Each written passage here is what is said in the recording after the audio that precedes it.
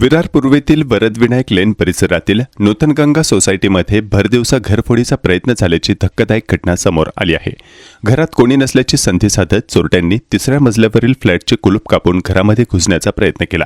या संपूर्ण घटनेचे सीसीटीव्ही फुटेजही समोर आले आहे। मिळालेल्या माहितीनुसार ही घटना दुपारी 1 ते 3:30 वाजण्याच्या दरम्यान घडली। घरातील सदस्य बाहेर गेल्याचा फायदा घेत अज्ञात चोरटे फ्लॅटपर्यंत पोहोचले आणि दरवाजाचे लॉक कापण्याचा प्रयत्न केला। स्थानिक रहिवाशांच्या म्हणण्यानुसार विरार पूर्व परिसरात अशा प्रकारच्या घटना वारंवार घडत असून लोक ऑफिसला किंवा गावी गेल्यानंतर रिकाम्या घरांना लक्ष्य केले जात आहे। घटनेची माहिती तत्काळ विरार पोलीस ठाण्यात देण्यात आली असून पोलिसांनी सीसीटीव्ही फुटेजच्या आधारे तपास सुरू केलाय।